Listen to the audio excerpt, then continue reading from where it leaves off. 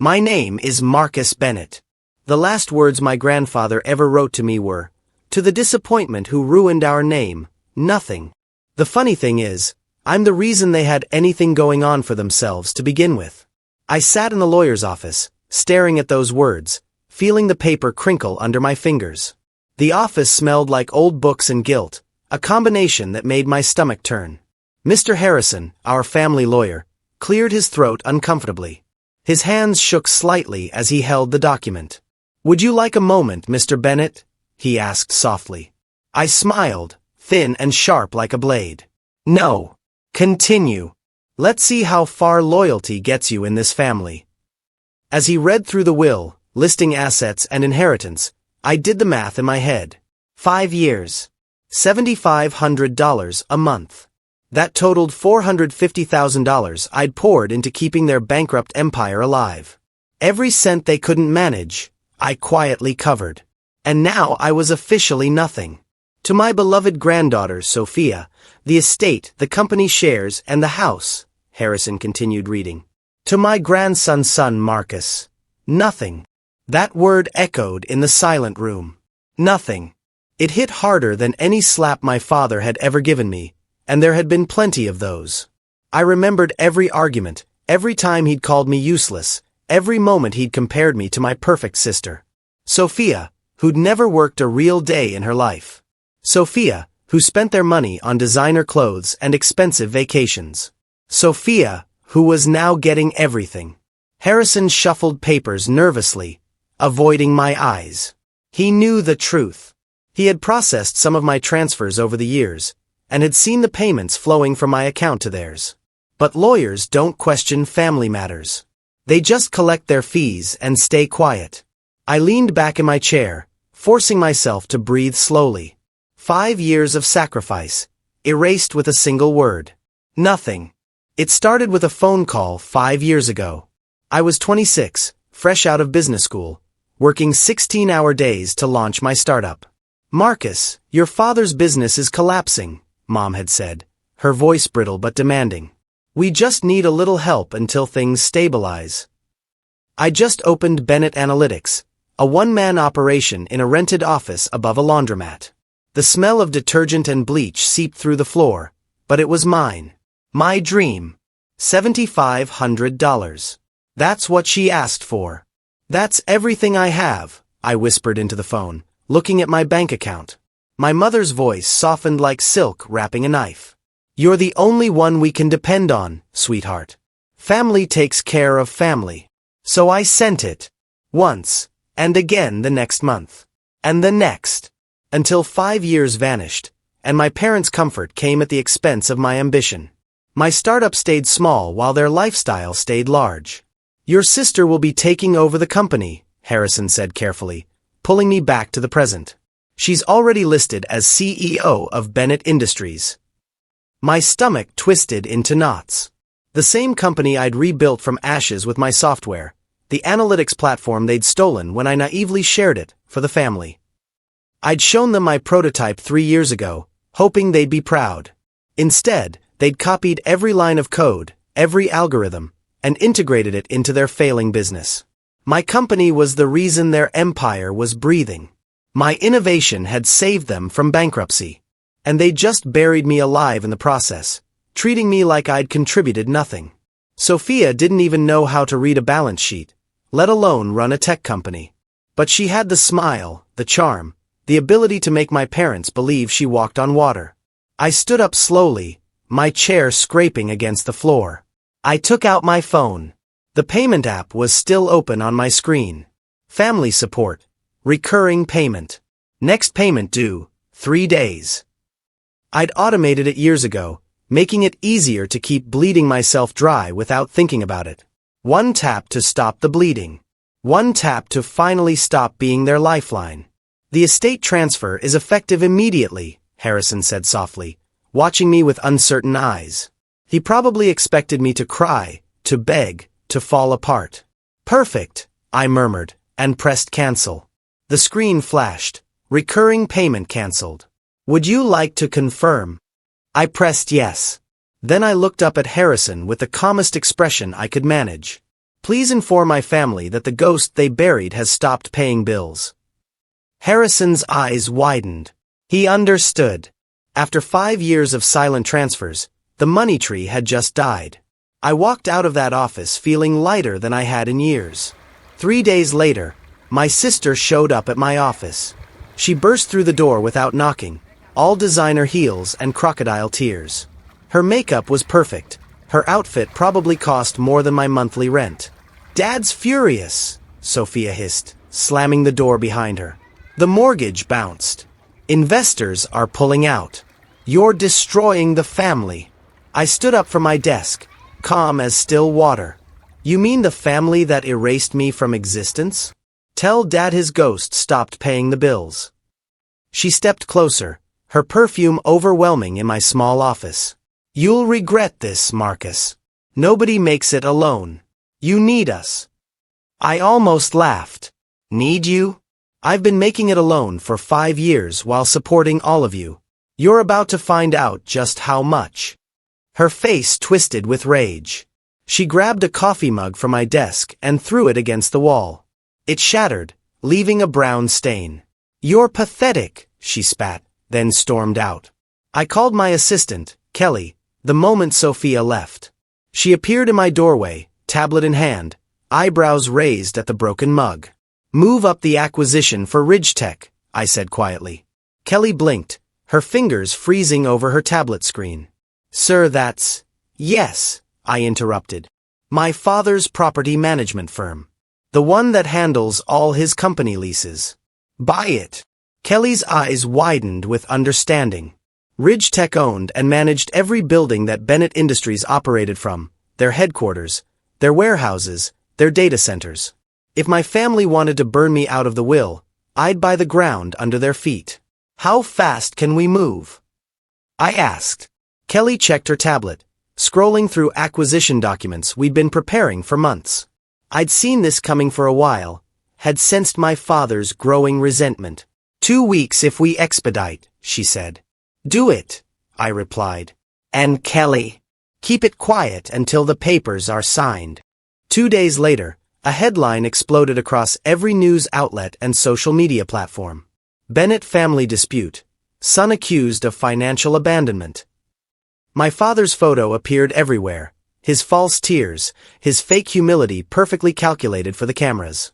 He accused me of greed, of betrayal, of abandoning my family in their time of need. The interviews were masterful. He painted himself as a struggling father, victimized by his ungrateful son. My mother stood beside him, dabbing her eyes with a handkerchief.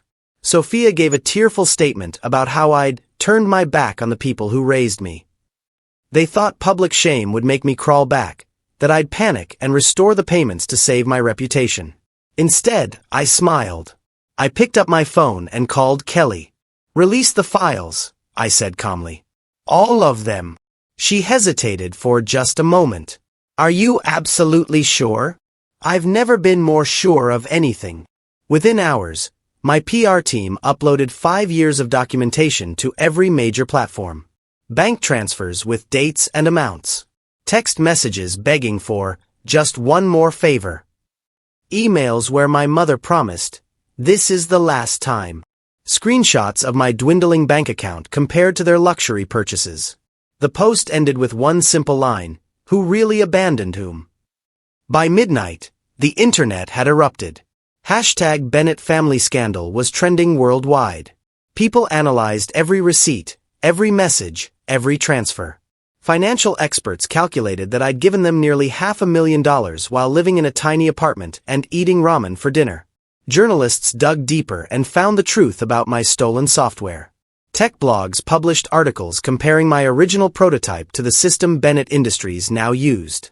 The narrative flipped completely. Suddenly, I wasn't the villain. I was the victim who'd finally fought back. The media attention was overwhelming. My phone rang constantly with interview requests. News vans parked outside my office. But I stayed silent, letting the documents speak for themselves. My father tried to do damage control, claiming the payments were loans he'd planned to repay. But I released the messages where my mother explicitly called them support and help, never once mentioning repayment. Sophia tried to defend them on social media, but people tore her apart. They found photos of her expensive vacations, her designer shopping sprees, all funded while I was sending them $7,500 monthly. One viral tweet read, "Marcus Bennett gave his family $450,000 while eating ramen. His sister gave them Instagram posts from Paris. Guess who got the inheritance?" I watched it all from my small office, feeling vindicated but hollow. This wasn't about revenge yet.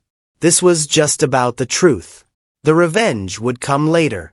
The deal with Ridgetech closed exactly 2 weeks after Sophia's visit. Kelly walked into my office with the signed documents, her face glowing with professional pride. "Ridgetech is now Bennett Analytics Holdings," she announced. "We own every major property your father's company operates from." I nodded slowly, letting the reality sink in. My father didn't even know yet. He'd signed the transfer rights last year when he was desperate for another loan, giving me power of attorney over certain business decisions. He'd been so focused on getting money that he hadn't read the fine print. Now those rights had allowed me to complete the acquisition without his knowledge or permission. "When will they find out?" I asked. Kelly checked her watch. "The eviction notices are being delivered right now." I stood and walked to my window, looking out over the city. Somewhere out there, my father was about to receive the shock of his life. My phone rang within an hour. It was my father's number. I let it ring 4 times before answering. "Marcus," he shouted, his voice cracking with panic and rage. "What have you done?" I kept my voice steady and cold. "I bought Ridgetech. Your lease agreements are now under my control." Silence. Then, "You can't do this. We have contracts." "Contracts that expired last month," I replied calmly. "You were operating on a month-to-month extension. An extension I just terminated." More silence, heavier this time. I could hear my mother crying in the background, and Sophia shouting something I couldn't make out. "We'll sue you," my father finally said. "On what grounds?" I asked. "Everything was legal. Everything was documented. You signed the papers yourself." He made a choking sound. "Please, Marcus. We can fix this. We can." I hung up. Then I blocked his number, my mother's number, and Sophia's number. They'd had 5 years to fix things. That time was over. 3 days later, my father requested an emergency meeting. Kelly scheduled it for Conference Room B in a neutral office building, the same room where my father had once fired me from a summer internship for disrespect. I'd questioned his accounting methods, pointed out errors that could have cost the company millions. He'd called me arrogant and thrown me out. Now, 5 years later, I sat at the head of the table in that same room. My father arrived with Sophia and 2 lawyers. He looked older, thinner, defeated. His expensive suit couldn't hide the weight he'd lost. "Marcus," he said, his voice trembling with forced humility, "you've made your point. We understand we treated you badly. We can fix this. Families should forgive." I slid a document across the polished table. It landed perfectly in front of him. Too late. The buildings, the servers, the patents, all under my name now. "You signed the transfer rights last year, remember? When I was still helping the family." My father's face drained of all color as he read the document. His hands shook so badly the paper rattled. "This is everything," he whispered. "You're taking everything." "No," I said quietly, leaning back in my chair. "You destroyed me first. I'm just collecting what's left." Sophia slammed her hand down on the table, making everyone jump. "You're destroying us. Everything Dad built, everything our family stands for, gone because you're bitter." I turned to her slowly. "Everything Dad built? You mean everything I rebuilt with my software? The software you stole? The company that only survived because I bled myself dry keeping it alive?" She opened her mouth, but no words came out. One of their lawyers, a gray-haired man with nervous eyes, cleared his throat. "Mr. Bennett, perhaps we can negotiate a payment plan." "No," I interrupted.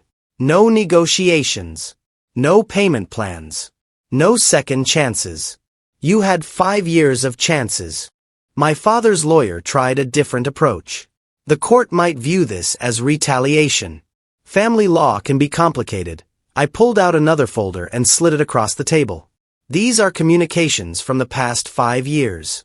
Every request for money, every promise that was broken, every time they called me worthless while cashing my checks.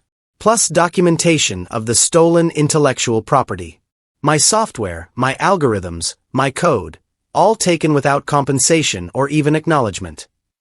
The lawyer opened the folder, and his face fell as he scanned the documents.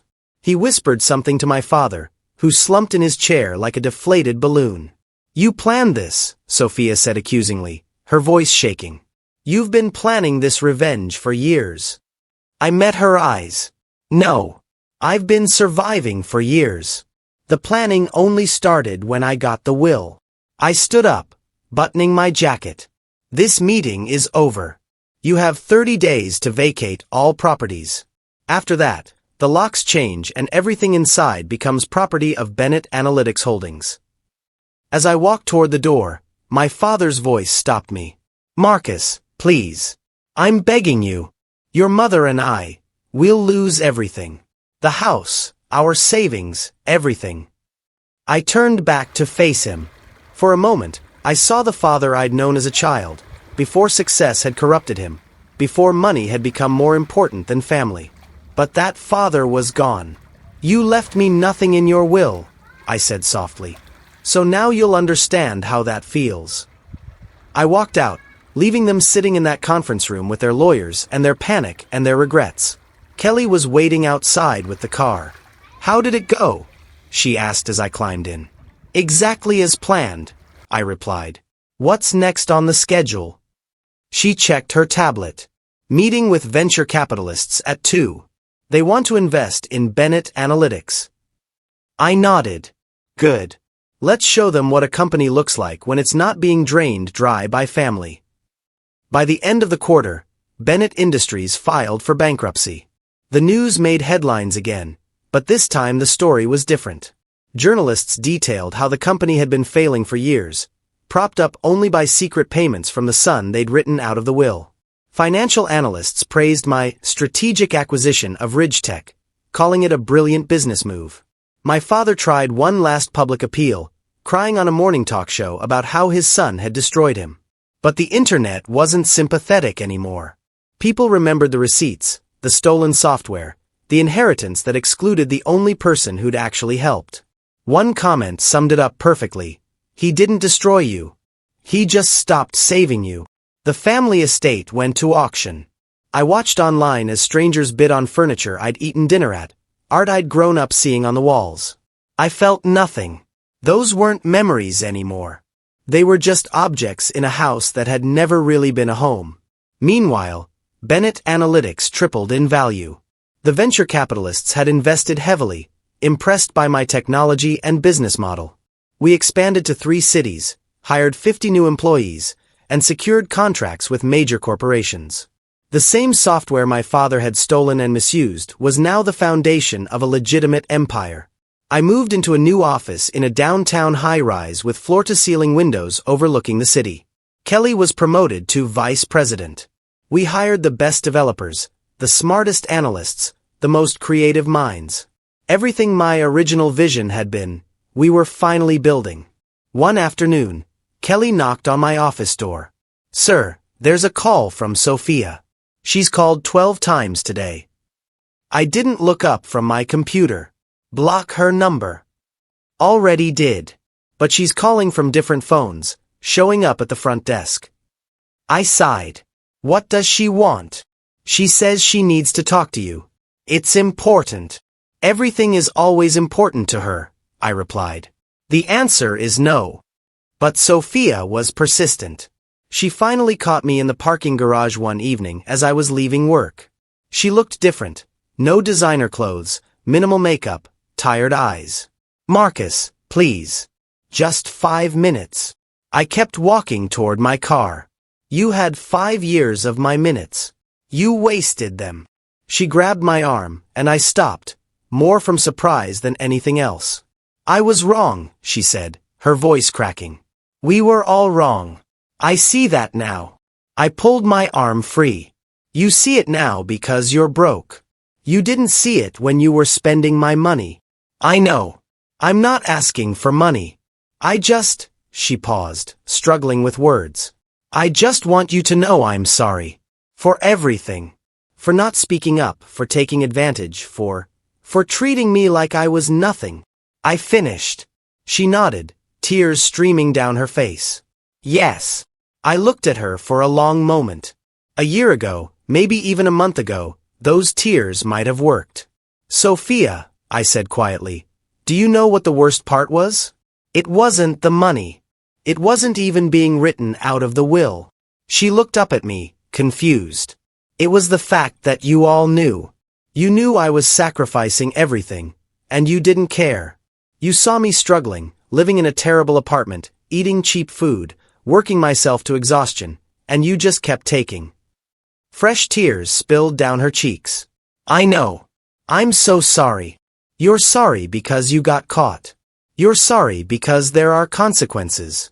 But you're not sorry for what you did. You're sorry for what happened to you. She shook her head desperately. That's not true. Marcus, please. Goodbye, Sophia, I said, getting into my car. As I drove away, I watched her in the rearview mirror, standing alone in the parking garage. Part of me felt something. Maybe sadness, maybe pity. But mostly I just felt tired of carrying guilt that wasn't mine to carry. 6 months after the bankruptcy, a letter arrived at my office. Kelly brought it to me with a strange expression. It's from your father, she said softly. Do you want me to throw it away? I stared at the envelope, recognizing his handwriting. The same handwriting that had written nothing in the will. No, I said. I'll read it. I waited until I was alone, then carefully opened the envelope. The letter was 3 pages long, handwritten, the script shaky and uneven. Dear Marcus, it began. I see now what I raised wasn't a disappointment. It was a mirror. You became everything I could never be. Honest, hard-working, principled. I built my success on shortcuts and luck. You built yours on merit and sacrifice. I destroyed you because I couldn't stand seeing what I wasn't. The letter continued with apologies, regrets, acknowledgments of every wrong. But I felt nothing reading it. These words were 5 years too late. The final paragraph struck me the hardest. I know I don't deserve forgiveness. I know what I've done is unforgivable. I'm not writing to ask for mercy or money or reconciliation. I'm writing because I need you to know that I was wrong about you. You weren't the disappointment. I was. It was signed simply, Your Father. I read it 3 times, looking for manipulation, for hidden requests, for anything except what it appeared to be, genuine remorse. But I couldn't find any tricks. He was simply a broken man admitting defeat. I folded the letter carefully and walked to the fireplace in my office. Kelly had insisted I include one in the design, said it made the space feel more distinguished. I'd never used it until now. I struck a match and held the letter over the flames. No, Father, I whispered as the paper caught fire. I became everything you pretended to be. The letter curled and blackened, the words disappearing into ash. I watched until nothing remained. Bennett Analytics continued to grow. We secured international contracts, expanded to 5 countries, and became one of the fastest-growing tech companies in the industry. I was interviewed for business magazines, invited to speak at conferences, recognized as a rising leader in analytics and data science.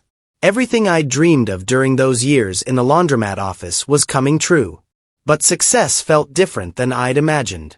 It wasn't the triumphant victory I'd fantasized about during my darkest moments. It was quieter, lonelier, tinged with the sadness of bridges burned and family lost. One night, Kelly found me working late in my office. You should go home, boss. It's past midnight. I looked up from my computer. Just finishing some projections. She sat down across from my desk. You know, you won. You built your empire. They lost everything. So why do you still look so tired? I didn't have an answer. Maybe revenge was supposed to feel better than this. I thought about my father's letter often, even though I'd burned it. You became everything I could never be. Was that true? Or had I become exactly what he was? Someone who put business above family, who chose money over relationships, who burned bridges rather than building them. I justified everything as survival, as justice, as necessary consequences. But late at night, alone in my expensive apartment, I wondered if I'd lost something important in the process of winning. My phone buzzed with a news alert. Former CEO of Bennett Industries found working retail. The article included a photo of my father at a grocery store checkout counter, wearing a uniform, scanning items. He looked old and small and defeated. I stared at that photo for a long time. Part of me felt vindicated. Part of me felt sick. I'd wanted him to understand what I went through, to experience the struggle I'd endured while supporting them. Now he was living it, and it felt hollow. I closed the article and went back to work. A year later, Bennett Analytics was valued at over $20 million. I stood in my corner office, looking out over the city, thinking about the journey from that laundromat office to here. They'd buried me with nothing, no inheritance, no acknowledgement, no respect. So I'd built my empire from the dirt they left me in, rising from the grave they dug. I'd made sure they never saw the sun again, had taken everything they tried to deny me. But as I stood there in the silence of success, I realized something important. Revenge had given me an empire, but it hadn't given me peace. Justice had restored my reputation, but it hadn't restored my family. Victory had proven I was right, but it hadn't made me happy. My father had written that I became everything he couldn't be. Maybe that was true. But in burying them, I'd also buried the part of myself that believed family could mean something more than betrayal and balance sheets. The sun they buried alive had risen. But he'd risen alone. And maybe that was the real cost of survival, becoming so strong that you no longer needed anyone, so protected that you could no longer love. I turned away from the window and went back to work. It was all I had left.